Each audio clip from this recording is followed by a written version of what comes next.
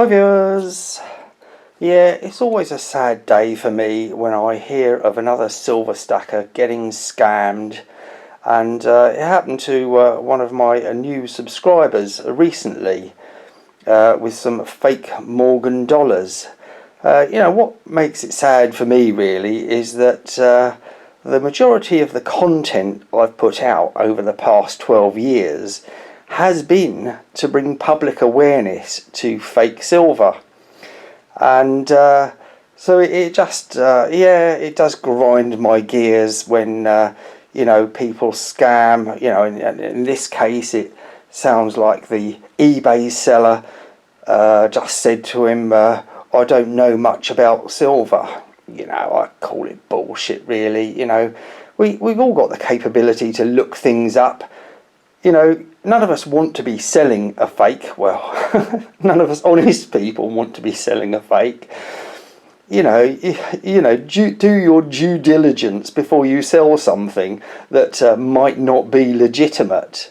But it's also a sad day for legitimate eBay sellers. There are so many honest, hard-working eBay sellers like Silverhair in Texas.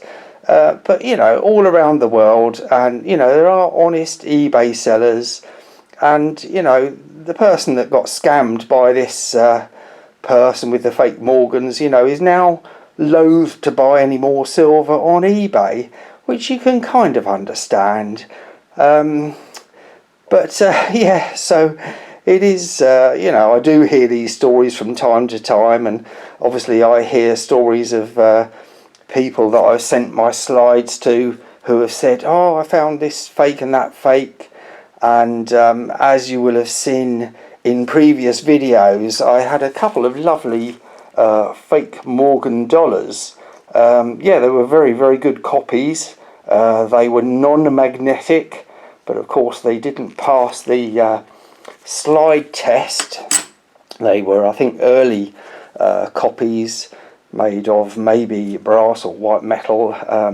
Those two fakes that were sent in to me by one of my subscribers did get passed on to people in the community. So I don't have those two particular fakes anymore, but I obviously do have a few fakes still, mostly the mullered ones. Who remembers the wedge-tailed eagle? Now this was I say, a very good fake, a very good likeness with the original, and for those who remember, it got the thermite treatment. I'll put a link to that video up there. But so this video is really just about this story about someone getting caught with fake silver, and how to avoid it. Obviously I'm going to tell you, with a CCT silver slide you can test your silver. You all know that.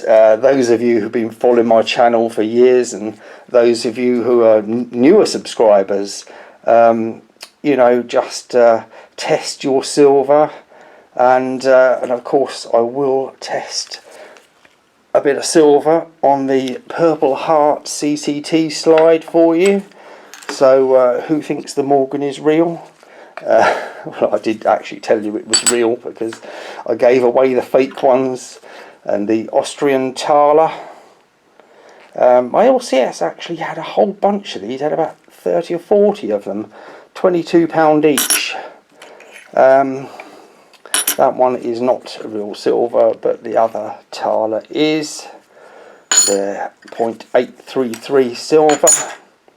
Now I've actually just cracked this NWT bar out of its packaging for you for this video. Mint sealed it was. It's probably vintage now, because I think I've had it about 12 years. But there's the NWT bar. And obviously it goes slightly slower because the the shape of the bar has got more contact with the and it's actually purer than the Thalers compared to the Scottsdale, which as you can see is fake and is guaranteed to be brass because it does have a very slight resistance, unlike the genuine silver NWT bar. The Bull and Bear 999 fine. Oh, I thought that said shite, but it says silver. But as you can see, I did file that one, and it is brass, so it should have a bit of a resistance, but very little. And I'm not going to put that other crappy thing down there. But obviously some of the counterfeits are made of white metal or copper nickel, so they, you know, if you saw that, you might think it was a silver coin, and the simple solution is to obviously put it down the slide, and no resistance whatsoever with white metal or copper nickel. But anyway, moving on to slightly deviating, for those of you who looked up on Google who is Cyber Curtain Twitcher, and it gave you the answer as the inventor of the silver testing slide. Well, I thought, you know, I can't take the full credit for that, because back years ago, I don't know how many years ago, 12 years ago, 11 years ago, you know, I saw you guys testing 10-ounce bars with a little neodymium magnet, holding the bar at 45 degrees and putting the magnet on it. And, you know, it was those people's videos, they should get the credit really, because it was those people's videos doing that that inspired me to reverse engineer the process, which is basically what I did. The magnet goes here at 45 degrees, reversing the process of sliding the magnet down the silver, but you slide the silver down the magnet. But anyway, so yeah, so I'm sure he will probably drop a comment down in the comments if he wishes to identify himself. He doesn't have to, but it's just really a heads up to everybody to, you know, be aware, keep your eyes peeled for that fake silver. It's obviously still out there. I don't know whether the ones he bought were non-magnetic or magnetic. I don't think he really said, but you saw the previous Morgans I had that were non-magnetic, and they were very good copies, very good copies. And obviously I did have some magnetic ones which I turned into spinning tops. So there you go, there's the t-shirt that I got as a free gift from Long Island Coins with a gold purchase.